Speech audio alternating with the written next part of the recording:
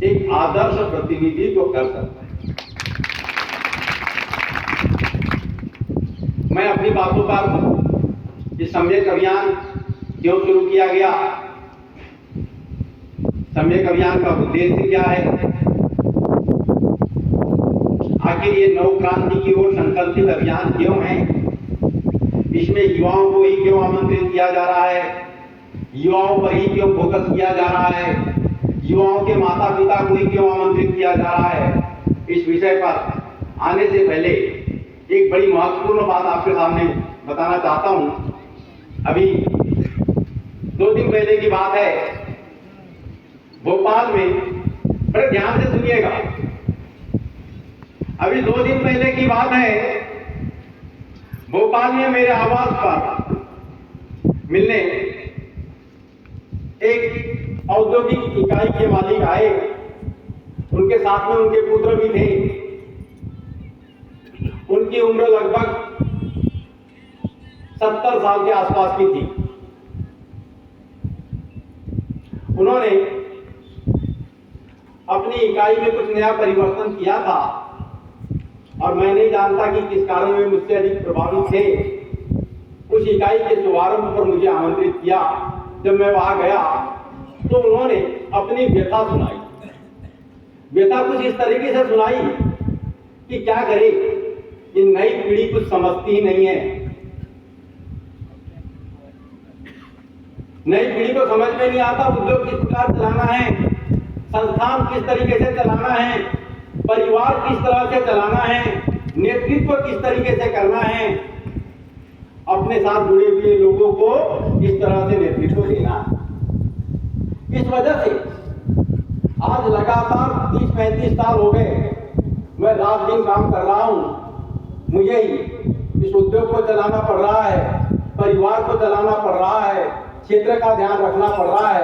सही मायने में पूर्णतः प्रतिनिधि को मुझे ही करना पड़ रहा है, क्योंकि ये युवा जो है चुनौतियों का सामना करने के लिए तैयार ही नहीं है। मैंने उनकी बातें बड़ी गंभीरता से सुनी और मुझे लगा बात तो सही है। ये बुजुर्ग व्यक्ति जो है अब आने वाली पीढ़ी को चुनौतियों का सामना करने के लिए, प्रतिनिधित्व करने के लिए जिम्मेदारी देना चाहते हैं, लेकिन ये जो पीढ़ी है ये जिम्मेदारी लेने को तैयार नहीं। ये बड़ा गंभीर विषय है। चाहे किसी भी क्षेत्र की बात करें, राजनीति की ही क्यों ना बात करें, राजनीति में जो लोग लंबे समय तक बने हुए हैं उन्हें लगता है कि नई पीढ़ी क्यों सामने नहीं आ रही। यदि उनको लगे कि नई पीढ़ी सचमुच में प्रतिनिधित्व करने तैयार है, चुनौतियों का सामना करने तैयार है, तो मुझे लगता है जो लंबे अरसे से प्रतिनिधित्व क्षेत्र का कर रहे हैं वे खुद कहेंगे कि भैया अब आप सामने आइए, आपको क्षेत्र का प्रतिनिधित्व करना चाहिए। तो हमें लगता है कि हमारे मनीराम लोधी जो हैं धीरे धीरे प्रतिनिधित्व करने की ओर बढ़ रहे हैं। और जो लोग क्षेत्र का भी प्रतिनिधित्व करते हैं वो खुद सोचेंगे कि जब मनीराम लोधी चुनौतियों का सामना करने में सक्षम हो गए हैं तो निश्चित रूप से इन्हें वे प्रतिनिधित्व का अवसर देंगे। तो साथियों, अब मैं सम्यक अभियान जैसे विषय पर आ रहा हूं। अभी मैंने जो बातें बोली इसको बिल्कुल राजनीति से प्रेरित न मानिएगा, लेकिन ये बात है कि लोकतांत्रिक व्यवस्था में लोकनीति से परे अगर चले गए हम तो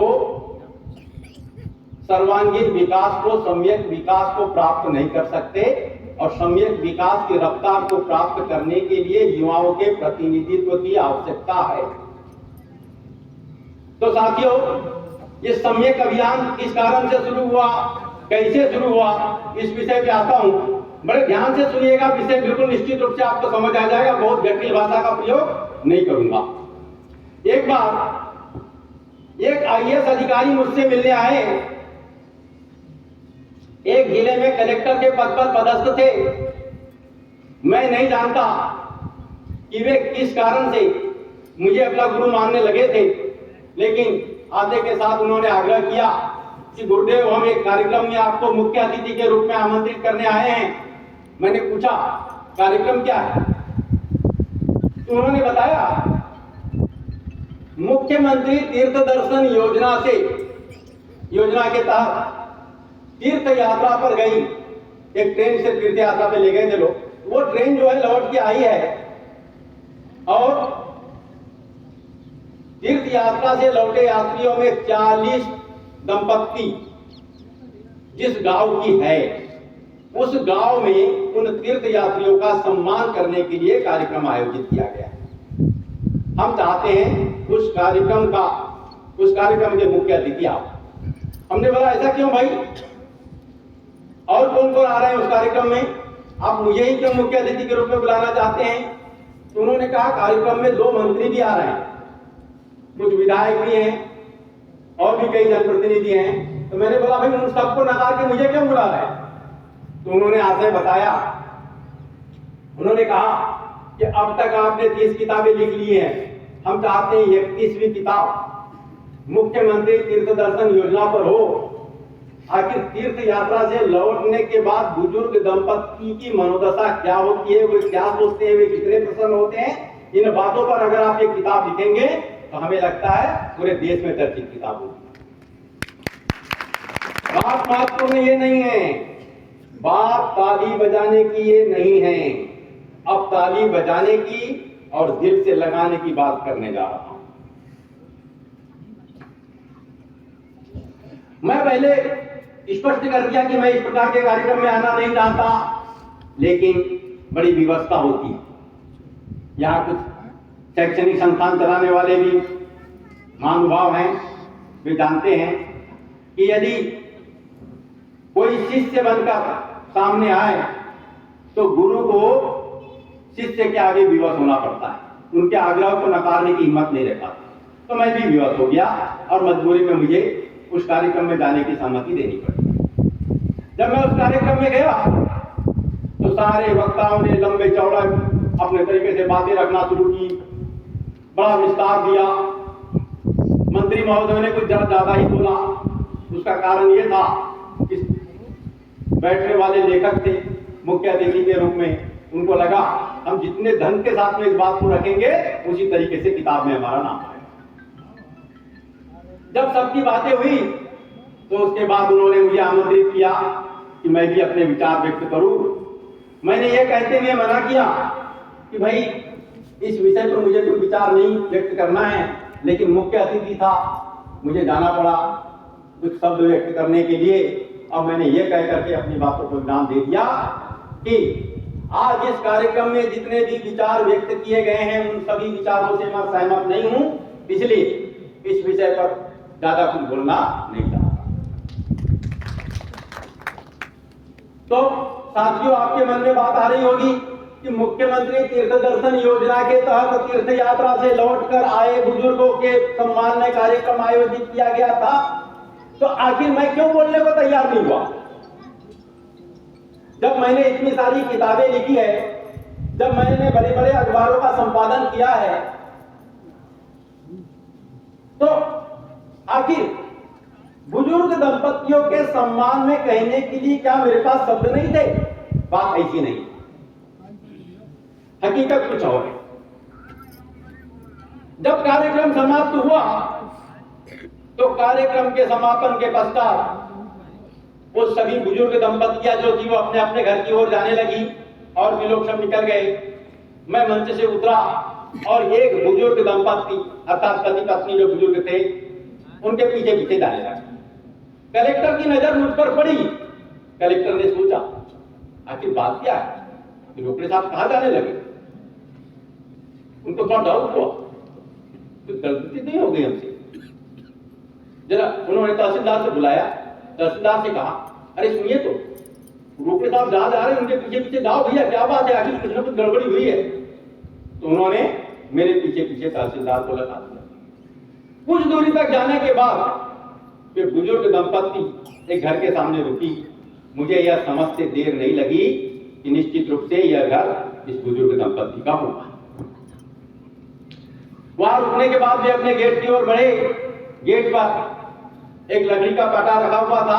क्या कहते हैं, पाटा कहते हैं, क्या कहते हैं उसको, जो लकड़ी की चौकीटाई बनी रहती है जिस पर पैर वैर धुलाते हैं, क्या कहते हैं भाई, पाटा ही कहते हैं क्या? हाँ, तो वो रखा हुआ था, उसके पास बाल्टी में पानी था, लोटा धा रखा था। तो उस बुजुर्ग दंपत्ति के पुत्र और पुत्रवधू ने पैर धुलाया, उनका सम्मान किया। तीर्थ यात्रा से लौट के आने के बाद ऐसा सम्मान करते हैं क्या? क्यों भाई, आप लोगों के क्षेत्र में सम्मान होता है क्या तीर्थ यात्रा से लौट के आने के बाद में? होता है। हाँ, तो इसी तरीके का सम्मान उन्होंने किया। अब सम्मान करने के बाद में उन सबका ध्यान, उनके पुत्र का, पुत्रवधू का, वो बुजुर्ग दंपत्ति का, पति पत्नी का, उनका ध्यान हमारी ओर था। ये साहब थोड़ी देर पहले मंच पर बैठे थे, आखिर क्या बात है, क्यों आए हैं? पीछे पीछे तहसीलदार को भी उन्होंने देखा। तहसीलदार को मेरा ज्यादा ही जानते हैं ग्रामीण क्षेत्र में। अरे बोले तहसीलदार साहब क्या है, क्या गड़बड़ हो गई भाई? बड़ा ध्यान था। फिर वो स्वागत वगैरह के बाद में सामने 5-7 कुर्सियां रखी थी, वो बुजुर्ग दंपत्ति उसी में बैठी और उन्होंने आग्रह किया हमें भी बैठने का। हम भी बैठ गए। कुछ देर के बाद में चाय आई, चाय पी रहे थे कि चाय पीते पीते ही उस बुजुर्ग दंपत्ति के पुत्र ने अपने पिता से कहा, पापा प्रसाद दो ना। एक बार तो उनके पिता ने सुनकर अनसुनी कर दिया। फिर लड़के को लगा पता नहीं है क्यों नहीं सुन रहे मेरी बात। फिर डबल से बोला, अरे पापा प्रसाद दो ना। अब पिता के हाव भाव बदल गए। बड़ा विचित्र स्थिति, पता नहीं क्या हुआ। उनके भावों से ऐसा लग रहा था कि बहुत आक्रोश में है, बहुत गुस्से में है।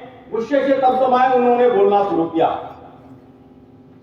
हाँ देता हूं, प्रसाद देता हूं। अभी प्रसाद मांगा, थोड़ी देर के बाद बोले पैसा। अरे अभी 7 महीने पहले तो 70,000 रुपए दिया था। बोल रहा था कोई कंसल्टेंसी कंपनी है, नौकरी दे रही है। गया, नौकरी करने भी गया, 2-4 महीना नौकरी किया, लौट के आ गया। फिर अरे निकम्मे, क्या कमी रखा मैंने? पढ़ाया लिखाया, इंजीनियर बनाया, MBA पढ़ी लिखी लड़की से शादी भी कराया, लेकिन समझ नहीं आता करूं तो क्या करूं। अरे माँ बाप ने 5 एकड़ जमीन तो छोड़ रखी थी, उसमें से भी 2 एकड़ बिक गई। फिर कर्ज हो गया, लगता है और बिक जाएगी। इसके साथ कई तरह की बातें उन्होंने और बोलना शुरू किया। उस पुत्र की हालात बड़ी विचित्र होने लगी। आमतौर पर कोई पिता अपने पुत्र को अकेले में डांटता है तो पुत्र भी अपने पिता को 2-4 जवाब देकर किनारे चले जाता है। लेकिन यदि कोई पिता कुछ लोगों के सामने अपने पुत्र को डांटने लगे तो पुत्र अपमानित महसूस करने लगता है, अवसाद की स्थिति में आ जाता है। और वही स्थिति उस युवक की होने लगी और कुछ ही देर के बाद में ऐसा लगा मानो वह युवक टक्कर खाकर गिर जाएगा। उसकी मनोदशा को देखने के बाद में खड़ा हुआ और खड़ा होने के बाद उसे गले से लगाते हुए बोला, बेटा धैर्य रख, मैं बात करता हूं। इतना कहने के बाद मेरी नजर सामने पड़ी, कुछ ही दूरी पर उसकी धर्मपत्नी, उस बुजुर्ग की पुत्रवधू खड़ी होकर शिशक शिशक कर रो रही है। उसे भी बड़े मुश्किल से मैंने अपने पास बुलाया, अपने अगल बगल रखी कुर्सियों पर उन्हें बैठाया और बैठाने के बाद मैंने बोला, बेटा धैर्य रखो, हम बात करते हैं। तब तक मैंने उनकी पढ़ाई लिखाई आदि के बारे में पूछा और फिर मैंने उस बुजुर्ग से कहा, अब ध्यान दीजिए आप लोग क्या कहा। तो मैंने उस बुजुर्ग से कहा, अरे काका ये क्या कर रहे हैं भला आप, अपने पुत्र को इतने अपमानित क्यों कर रहे हैं? अरे आपने पढ़ाया लिखाया, इंजीनियर बनाया, MBA पढ़ी लिखी लड़की से शादी कराया, तो क्या अपने पुत्र पर एहसान किया है? हर पिता अपने पुत्र के लिए करता है और आप जिसे बार बार ये कह रहे हैं, क्योंकि पिता बार बार एक शब्द दोहरा रहे थे, भला हो उस श्रवण कुमार का जिसने मुझे तीर्थ यात्रा पर ले जाया। इस निकम्मे के भरोसे रहता तो क्या मैं खाक तीर्थ यात्रा पर जाता? ये शब्द उन्होंने बार बार दोहराया। तो मैंने कहा, आप जिसे श्रवण कुमार कह रहे हैं, उस व्यक्ति ने क्या किया समझ रहे हैं? अरे यदि वो आपको तीर्थ यात्रा पर न ले जाते हुए आपके पुत्र को उसकी शिक्षा दीक्षा के अनुरूप नौकरी दिला देता, तो आपका यह पुत्र आपको तीर्थ यात्रा पर ले जा पाता या नहीं ले जा पाता, इस बारे में तो मैं कुछ नहीं कह सकता। लेकिन ये बात गारंटी के साथ कह सकता हूं कि आपका यह पुत्र आपके इस घर को तीर्थ में बदल कर रखे। युवा साथियों, एक पीड़ादायक घटना थी जिसके बाद मैंने यह सम्यक अभियान शुरू करने का। एक दूसरी घटना जो आपके सामने रखने जा रहा हूं। एक बार मैं अपने आवास पर बैठा था, मेरे साथ तीसरी बार के विधायक बने एक पूर्व मंत्री महोदय बैठे थे, मेरे सामने की ओर दूसरी बार के विधायक रहे, विधायक ही बैठे थे, कुछ और जनप्रतिनिधि थे। उसी भी सामने बैठे विधायक का ध्यान गेट की ओर पड़ा और उन्होंने बताया कि साहब एक युवक बहुत देर से खड़ा है, वो आपसे मिलना चाहता है, ऐसा लग रहा है। मैंने उनसे कहा बुला लीजिए। उनने उनसे आग्रह किया आ जाइए मिल लीजिए, लेकिन फिर भी वो युवक सामने खड़ा रहा, कुछ देर तक टहलता रहा, फिर आगे करके मुझे बोलना पड़ा, अरे आ जाइए भाई, कौन है, आ जाइए। तो जब वो आया तो आने के बाद भी खड़ा खड़ा इधर उधर देखने लगा। मैंने कहा बेटो बेटा बैठो, ये नेता लोग हैं, ये तो बैठे ही रहेंगे, आप अपनी बात रखो। बैठा तो सही, लेकिन फिर बात करने को तैयार नहीं। तब मैंने बड़ा जोर देकर कहा, अरे बेटा बोलो तो सही, क्या बात है, अपनी बात बताओ, क्या कहने आए हो, बताओ। तो उस पुत्र ने, उस युवक ने बोलना शुरू किया। बड़ी झल्लाहट हुई उसे, ये विधायक लोग, इतने सारे लोग बैठे, इनके सामने मैं क्या बोलूं, ये मान नहीं रहे, मेरे से अकेले में मिलने तैयार नहीं है, यहां नाम सुन के आया था, यहां पर भी गड़बड़ेंगे। तो उस युवक ने बोलना शुरू किया, झल्लाहट नहीं सही, मैं आत्महत्या। बस उस युवक के झल्लाहट भरे शब्दों में मुझे इतना ही समझ आ रहा था, यह युवक बोल रहा है मैं आत्महत्या करना चाहता हूं, और क्या बताऊं अपनी पीड़ा, ये कहने जा रहा है। मैं समझ नहीं पाया इसे क्या कहूं, थोड़ा आक्रोश मुझे भी आया, मैंने थोड़ा जोर से बोल दिया। मेरे जीवन की पहली गलती थी।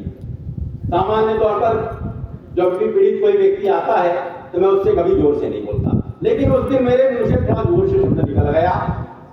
तो क्या आत्महत्या करने के लिए जगह ढूंढा है, क्या ये बताने आया कि मैं आत्महत्या करना चाहता हूं? अरे क्या बात है, वो क्यों नहीं बताता तुमसे। लेकिन दूसरे ही पल मुझे अपने गलती का एहसास हुआ, क्योंकि उस लड़के को एंजाइटी का प्रॉब्लम था। एंजाइटी एक विशेष टाइप की समस्या होती है, एक रोग ना होकर के भी रोग है। जब व्यक्ति बहुत ज्यादा डिप्रेशन में होता है, बहुत ज्यादा परेशान होता है, तो उसे समझ में नहीं आता, उसके हाथ पांव कपकपाने लगते हैं और कई बार वो बेहोश तक हो जाता है। तो मेरी आवाज सुनने के बाद वो लड़का कपकपाने लगा और ऐसा लगा मानो कहीं गिर न जाए। तब मैं खड़ा हुआ, हाथ में पानी भरा हुआ गिलास लिया, उस युवक की ओर बढ़ाते हुए बोला, बेटा ये लो पानी पियो। तत्काल मैंने उससे कहा, बेटा मुझसे गलती हो गई, तुम दुखी हो, तुम्हें आक्रोश व्यक्त करने का अधिकार है, लेकिन मुझे यह अधिकार नहीं था, मैंने गलती किया, आओ मेरे साथ बैठो। और उसे आग्रह करते हुए उसे अपने पास बैठाया पास बैठे हुए पूर्व मंत्री महोदय को थोड़ा हटाया, उसे पास बैठाया, उसके पीठ पर हाथ रखा और उससे मैंने पूछा, बेटा बताओ क्या करते हो, कहां से आए हो? तो उस युवक ने बताया, साहब मैं रीवा का रहने वाला हूं। रीवा जानते हैं कहां पर है? रीवा मध्य प्रदेश का एक जिला है। उसने बताया कि मैं रीवा का रहने वाला हूं, मैं बिजली ऑफिस में, विद्युत मंडल में केपीओ के पद पर कार्यरत हूं। केपीओ मैंने भी नहीं सुना था तब तक का।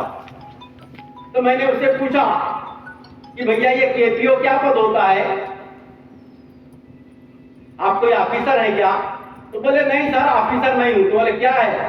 तो बोले की पॉइंट ऑपरेटर होता है इसका मतलब। तो मैंने बोला अच्छा ठीक है, मतलब लिपिक का काम करते हो? बोले हाँ सर। तो बोला आत्महत्या क्यों करना चाहते हो, बात क्या है? बोले साहब बड़ी लंबी कहानी है। बोला चलेगा लंबी कहानी बता दो, लेकिन है तो क्या कहानी बताओ तो सही कम से कम। तो बोले साहब मैं रीवा का रहने वाला हूं, मेरे पिताजी के एक उस व्यक्ति से, उस नेता से बहुत अच्छे संबंध हैं जो विधायक बनकर अब बहुत बड़े पद पर बैठे हुए हैं। तो उन्होंने पहले उनसे मिलने का प्रयास किया, जब नहीं मिल पाए तो उन्होंने उनके पीए का सहारा दिया और उनके पीए के कहने पर एक दिन मिलने गए। उन्होंने मुझे भी अपने साथ ले जाने का निर्णय लिया, हम साथ गए।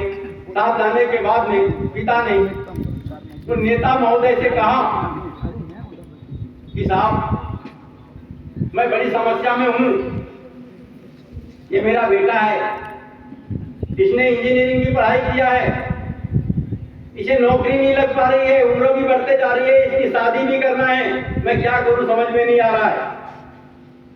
तो उक्त नेता महोदय जो विधायक बनकर बहुत बड़े पद पर बैठे हुए हैं अभी, उन्होंने तत्काल अपने पीए को बुलाया और इन्हें इशारा करते हुए बोला इनसे बात कर लीजिए, काम बताए। बड़ी प्रसन्नता हुई जब पीए सामने निकले और हमको बुलाया कि चलो आ जाओ इधर में। तो थोड़ा आगे बढ़ते ही नेता महोदय ने वो पीए को बुलाया, उनके कान के पास कुछ गुनगुनाया और उसके बाद पीए महोदय थोड़ा बाहर निकल कर आए। बाहर निकल कर आने के बाद बोले ठीक है तुम्हारा काम हो जाएगा, लेकिन अभी टेम्परेरी नौकरी लगेगी, पक्की नहीं लगेगी।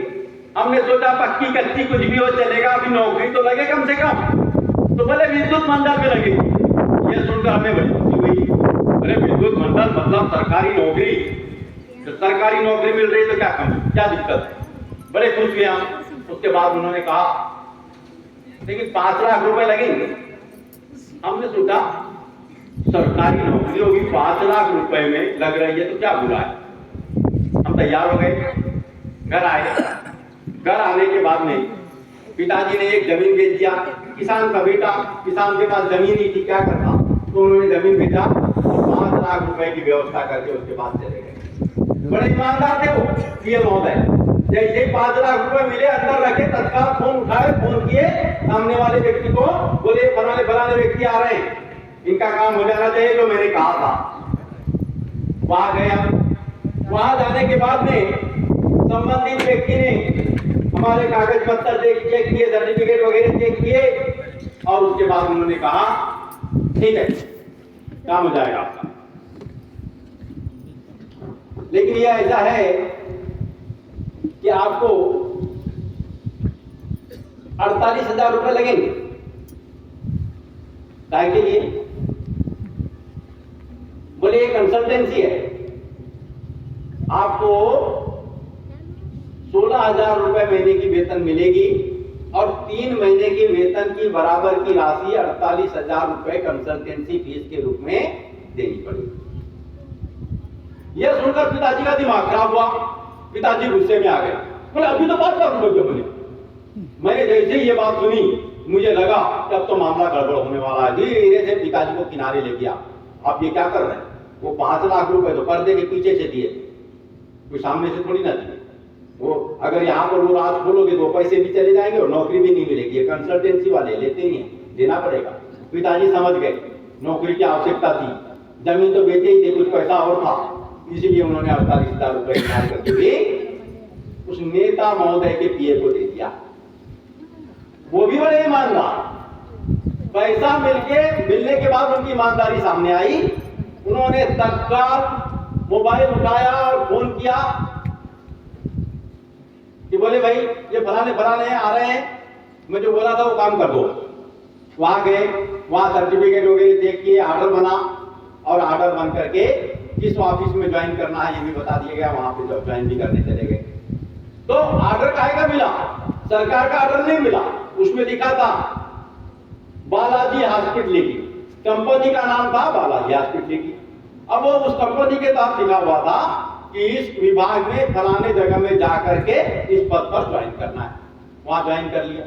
अब जब ज्वाइन किया मैं समझ गया ये आउटसोर्सिंग से मेरे को नौकरी लगी है, पक्की नौकरी नहीं। लेकिन ज्वाइन किया, 1 महीने की नौकरी हो गई और जब 1 महीने की नौकरी हुई तो वेतन हाथ में मिला।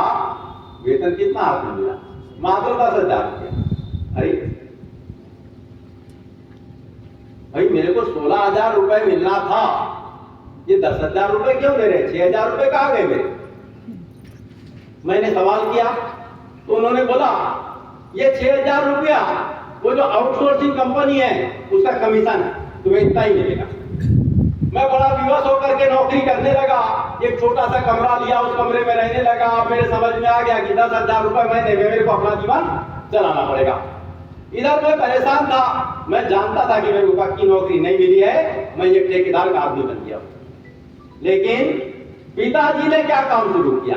पिताजी गांव गए, उन्होंने अपने नातेदार, रिश्तेदार, पास पड़ोस के लोगों को, मित्र यारों को सबको बता दिया मेरा बेटा सुरेश है ना इंजीनियर, उसको सरकारी नौकरी लग गई है, विद्युत मंडल में केपीओ बन गया है, केपीओ, उसकी शादी करना है। अब शादी की चर्चा शुरू हो गई, सारे रिश्तेदार नातेदारों में चर्चा शुरू हुई। सबको पता चला कि फलाने का लड़का जो है केपीओ बन गया विद्युत मंडल में, तो रिश्ते वाले चल के आने लगे। अब एक दिन पिताजी का फोन आया, बेटा सुरेश लड़की देखने जाना है, जरा आ जाना। तो पहले तो मना किया, लेकिन पिताजी के सामने कहा चलने वाली, मजबूरी में जाना पड़ा। लड़की देखने गया। ये भी किस्मत की बात कहना चाहिए कि पहली लड़की देखते से ऐसा लगा कि ये भगवान इससे तो शादी हो ही जाए। लड़की बहुत सुंदर थी, पसंद आ गई। और लड़की पसंद आती है तो क्या होता है सब जानते हैं। युवा बहुत होंगे यहाँ पर, जिनकी शादी नहीं हुई है वो भी समझ लीजिए, जिनकी शादी हुई तो जानते ही। क्यों भाई, जानते हैं ना। लड़की पसंद आने के बाद में क्या होता है? स्वप्न देखने लगते हैं कि नहीं इसी लड़की की शादी हो जाए। हाँ, तो वही वैसी को स्वप्न देखने लगा कि भगवान इसी से शादी हो जाए। अब उसके बाद क्या हुआ, घर गए। घर जाने के बाद में ये तय हुआ कि वो लड़की वाले फिर आने वाले हैं, फलाने तारीख को घर आएंगे और बात पक्की करने आएंगे। अब बात पक्की करने आ गए लड़की वाले। लड़की के मामा, फूफा, चाचा, पिता आदि सब आए।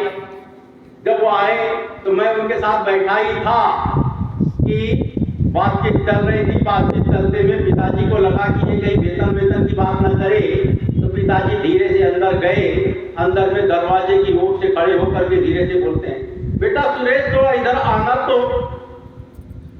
मैंने सोचा हो सकता है पिताजी नाश्ता पानी का इंतजाम करने के लिए करके बुला रहे होंगे। अंदर गया तो अंदर जाते के साथ पिताजी बोलते हैं, अब वो वेतन पूछे कि वेतन कितनी मिल रही है? तो बोले ठीक क्या है बता दूंगा। तो बोले क्या बताएगा? 16,000 रुपये बताएगा, बड़े लोग हैं।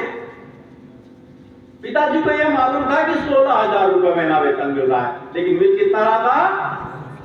कितना मिल रहा था? 10,000 मिल रहा था, क्योंकि 6,000 रुपये तो दलाली चली गई।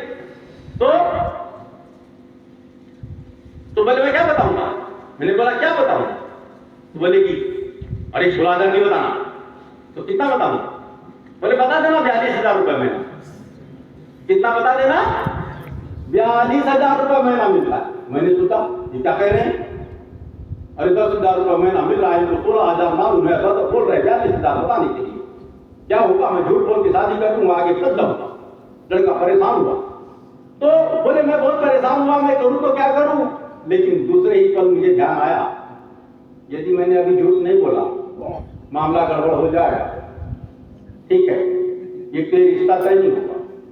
और दूसरी बड़ी समस्या क्या, यार उस लड़की से शादी नहीं हुई,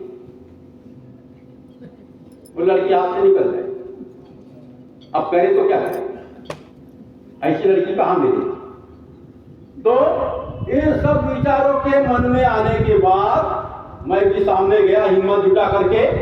जब उनके बीच बैठा और वेतन की बात आई तो मैंने बता दिया 42,000 रुपए महीना वेतन मिलता। अब क्या कहना, लड़की वाले खुश, विद्युत मंडल की नौकरी, इंजीनियरिंग तक पढ़ा हुआ, 42,000 रुपए महीने का वेतन, इससे अच्छा लड़का काम मिलेगा।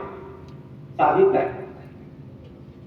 अब शादी तय हो गई तो पहले सगाई होती है, सगाई में ही काफी कुछ लेन देन हो जाता है, बड़े आदमी की लड़की थी, कोई कमी नहीं। उसके बाद में ऐसे एरिया में नहीं होता, लेकिन उधर रीवा साइड में वरीक्षा होती है। वरीक्षा का नियम इधर तो नहीं होता ना, उधर वरीक्षा का नियम होता है। उसके बाद वरीक्षा का मतलब वर की इच्छा, वर की इच्छा जान करके वधु पक्ष जो भी मांग होती है वो पूर्ति करता है। तो वरीक्षा, तो सगाई, वरीक्षा और शादी में भी काफी कुछ मिल गया। जब शादी हुई तो शादी में टीवी, फ्रिज, वॉशिंग मशीन आदि के साथ साथ एक कार भी मिल गई। अब क्या कहना, अब बड़ी मुश्किल की बात, 10,000 की नौकरी, इलेक्ट्रिक का सामान भी बहुत मिल गया है। पहले सिंगल कमरे में, छोटे से कमरे में रहता था, 2,000 रुपए महीने का किराया का देता था, अब उसमें काम नहीं चलने वाला। तो पत्नी को ले जाने की बारी आई तो मैंने ये बोला कि मैं थोड़ा सा जाके आता हूँ, ज्वाइन करके आता हूँ, 2-3 दिन में थोड़ा सामान भी जमाना है, फिर सामान ले जाऊंगा। और जा करके दूसरा कमरा लिया। अब वो कमरा जो है 4,500 रुपए महीने का मकान मिला। कितने का मिला? 4,500 रुपए का मिला। अब बिजली के सामान का हिसाब भी लगाया तो 1,500 रुपए बिजली बिल आना तय, सारा सामान था बिजली का, तो 6,000 रुपए इतना पूरा हो गया मकान के किराए और बिजली बिल में। अब 4,000 रुपए में घर कैसे चल सकता है? क्या घर का खर्च पूरा होगा क्या भैया 4,000 में? नहीं हो सकता ना। नहीं। तो उतना ही बचा। अब उसने सोचा चलो कोई बात नहीं है, अभी तो मेरे पास सगाई और वरीक्षा और शादी का जो पैसा मिला हुआ है इससे काम चल जाए, जितने दिन चलेगा ठीक है, तब तक इंतजाम करता हूँ। इसी हिम्मत के साथ में गया और पत्नी को भी ले आया। अब शुरू में तो भैया जो ससुराल की कार मिली हुई थी उससे घुमाया फिराया, पत्नी को घुमाने ले गया, चौपाटी ले गया, चाट खिलाया, सब बढ़िया चलता रहा। लेकिन वो शादी का पैसा खत्म। अब वो पैसा खत्म होने के साथ स्थिति विपरीत हुई। पत्नी ने उड़ाना देना शुरू कर दी। क्या हो गया? पहले तो सब्जी भाजी का लाते थे, घुमाने फिराने ले जाते, सब आजकल कुछ नहीं ले जा रहे हैं। सारा का सारा पैसा माँ बाप को दे देते हैं। अरे जब माँ बाप को थोड़ा पैसा देना था तो शादी क्यों किया? इधर थोड़ा हिम्मत जुटा करके पिता से बात करूं ये सोच ही रहा था कि एक दिन पिताजी का फोन आया। अब पिताजी ने कहा अरे निकम्मे, तेरे को पढ़ाया लिखाया, इंजीनियर बनाया, शादी ब्याह करा दिया तो तू हमको भूल गया इतने दिनों में? अरे कम से कम 2-4 हजार रुपए तो देता कम से कम। ले साहब अब मैं करूं तो क्या करूं? माँ बाप बोल रहे हैं कि कम से कम 2-4 हजार रुपए महीना तो देता। बोले बीवी का गुलाम बन गया है। और पत्नी बोलती है सारा का सारा पैसा माँ बाप को दे देता है तो शादी क्यों किया? बड़ी विचित्र स्थिति बन गई है साहब। मैं क्या करूं, मुझे समझ में नहीं आता। मैं पत्नी को बहुत प्यार करता हूं, माँ बाप को भी बहुत प्यार करता हूं, आखिर करूं तो क्या करूं? अब एक ही रास्ता बचा है। मैं सोचता हूं आत्महत्या करूं। ये बताते बताते वह युवक बेहोश हो पड़ा। हमें समझ नहीं आ रहा था क्या करें। सामने बैठे विधायक महोदय ने किसी का सहारा देकर उसे अपने गाड़ी में बिठाया और गाड़ी में बिठाकर डॉक्टर के पास ले गए। मैं डॉक्टर के निरंतर संपर्क में आया। कुछ देर के बाद डॉक्टर का फोन आया। मैंने पूछा क्या बात है, कैसी स्थिति है? बोले साहब कुछ नहीं हुआ है, लड़के को एंजाइटी है डिप्रेशन की वजह से, और इस बीमारी का इलाज हमारे पास में नहीं। तो साथियों, ऐसी बीमारी का इलाज डॉक्टर के पास होता है क्या? नहीं होता ना। तो उसी बीमारी का इलाज ढूंढने में निकल पड़ा और इलाज ढूंढते ढूंढते ये समय अभियान आप लोगों के सामने। साथियों, मैं आपसे आग्रह करता हूं कि जितने लोग यहाँ बैठे हैं सब लोग मेरी बातों को ध्यान से सुने। आपका जो भी काम होगा घर में वो कोई महत्वपूर्ण नहीं है, इस काम से अधिक महत्वपूर्ण नहीं है, क्योंकि इस काम को छोड़ के आप जाएंगे तो अंधेरे रास्ते में भटकने लगेंगे। उस अंधकार को खत्म करना है और उस अंधकार को खत्म करने के लिए आप मुझे मेरे साथ आइए, मेरे साथ चलिए, ये मनीराम जी के साथ चलिए। आज हम लोग संकल्प लेने जा रहे हैं। हम अब नव क्रांति का संकल्प ले रहे हैं। मैंने जो उंगली दिखाया था ना इस प्रकार से, ये नव क्रांति का संकेत है। हम नव क्रांति का संकेत ले रहे हैं, नव क्रांति की ओर बढ़ने जा रहे हैं, और जब तक आप लोग साथ नहीं होंगे हम नव क्रांति को प्राप्त नहीं कर पाएंगे। तो साथियों, इस घटनाक्रमों के बाद मैं महाविद्यालय में गया, विश्वविद्यालयों में गया, कोचिंग सेंटर्स में गया, कई युवाओं से बात किया, और युवाओं से बात करने पर मुझे पता चला कि ये जो बेरोजगारी है ये गंभीर बीमारी तो है, लेकिन ये एक ऐसी बीमारी है जिसके बारे में जो बीमार है उसे ही पता नहीं कि उसको आखिर क्या बीमारी।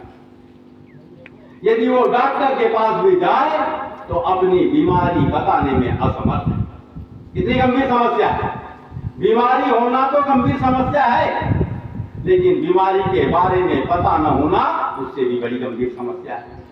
तो जब मैं युवाओं से बात करता, मैं पहले भी कई विश्वविद्यालयों में, महाविद्यालयों में जाता रहा हूं, 3-3 घंटे के मेरे व्याख्यान होते रहे हैं और विषय पे बात होती रही तो युवा उस पर जवाब देते रहे हैं। लेकिन बेरोजगारी की समस्या पर जब मैंने बात किया तो युवा वही घिसी पिटी बातें बोलने लगे जो नेता लोग बोलते हैं, जो 25 साल, 30 साल, 35 साल, 40 साल से विधायक, सांसद, मंत्री आदि रह करके लंबा चौड़ा भाषण देते आए हैं, वही भाषण वो युवा भी बोलने लगे, वही बात वो युवा भी बोलने लगे कि आखिर बेरोजगारी क्या है। बोले साहब जनसंख्या बढ़ गई है। फिर किसी से पूछे क्यों बढ़ रही बेरोजगारी? अरे साहब सब प्राइवेटाइजेशन हो गया है। अरे मतलब कहीं पर संतोष का जवाब नहीं। किसी के पास और गए, पूछे क्या? अरे नौकरी तो बहुत है साहब, वैकेंसी नहीं निकल रही है। देखिए समस्या गंभीर थी, लेकिन ये जो जवाब थे संतुष्टिकारक नहीं थे। मैं इस समस्या के मूल में जाने की ओर बढ़ा, शोधपरक अध्ययन शुरू किया, तो मेरे सामने में 4 ऐसे मुद्दे आए जो कि उपलब्ध संभावनाओं के युक्तिकरण से संबंधित है। युक्तिकरण समझते हैं या कुछ टीचर भी बोल रहे थे, शिक्षक लोग हैं, पटवारी है, कोई और बताए क्यों भाई युक्तिकरण समझते हैं? मतलब जो संभावनाएं हैं उसको समानता के आधार पर देखना कि इसका समाधान कैसे करें, सब में आपान से बांट देना, एक मर्यादित व्यवस्था दे देना, उपरयुक्त व्यवस्था दे देना कि सबको न्याय मिल जाए, इसको कहते हैं युक्तिकरण। तो 4 समस्या ऐसी आई जो युक्तिकरण संबंधित है। 5वीं समस्या की भी बात मैं यहां करूंगा, जो आरक्षण की जो वर्तमान व्यवस्था है उससे उत्पन्न समस्या है। फिर एक 6वीं समस्या अव्यवहारिक, अमर्यादित राजनीतिज्ञों के आचरण से संबंधित है। और 7वीं समस्या उन राजघरानों से संबंधित है जिसकी वजह से हम सब लोगों को आज इन विषम परिस्थितियों का सामना करना पड़ रहा है। तो मैं पहली समस्या की ओर आप लोगों का ध्यान आकर्षित कराना चाहता हूं। मुद्दे वाइज बात करूंगा। जब मैं मुद्दे की बात करूंगा तो समस्या दिखेगी, लेकिन समस्या के बाद में समाधान की ओर भी बढ़ूंगा। और ऐसा समाधान कोई काम का नहीं कि कोई बोल ले, भाषण दे दे, अरे मैं ये करके बताऊंगा, बिल्कुल नहीं मानूंगा। जब तक कि वो व्यक्ति ये ना बोले किस तारीख को करके बताओगे, मतलब तारीख बताना चाहिए कि नहीं बताना चाहिए? क्या ऐसी बता दिए कर देंगे? कब करोगे ये तो पूछना जरूरी है। तो हम तारीख भी बताएं। एक बात और आपसे आग्रह करता हूं, ये पूर्णतः गैर राजनीतिक अभियान है, यह आंदोलन नहीं है। क्योंकि मैंने देखा है जितने भी आंदोलन होते हैं वो दिशाहीन हो जाते हैं। चक्का जाम, बाजार बंद, रैली निकालना, तोड़फोड़ करना, आगजनी करना, इससे समस्या का समाधान नहीं होता, बल्कि समस्या के समाधान की ओर बढ़ने वाला व्यक्ति ही समस्या की जकड़ में आ जाता है। इसलिए हमने ये अभियान चलाया। अभियान में निरंतरता होती है। जब तक उस समस्या का समाधान प्राप्त न कर ले तब तक अभियान चलता है।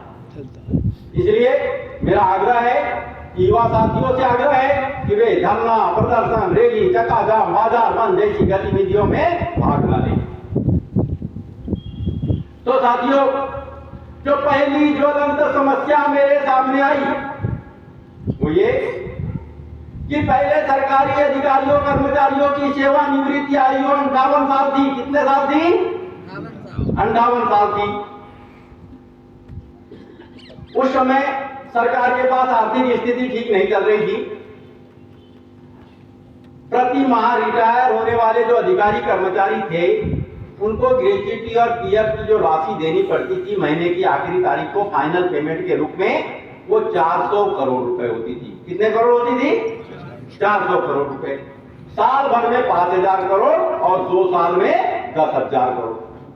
सरकार ने सोचा यदि 2 साल सेवानिवृत्ति की आयु बढ़ा दी जाए तो ये 10,000 करोड़ रुपए बच जाएंगे और ये 10,000 करोड़ रुपए हमारे दूसरे विकास कार्यों में लग जाएंगे।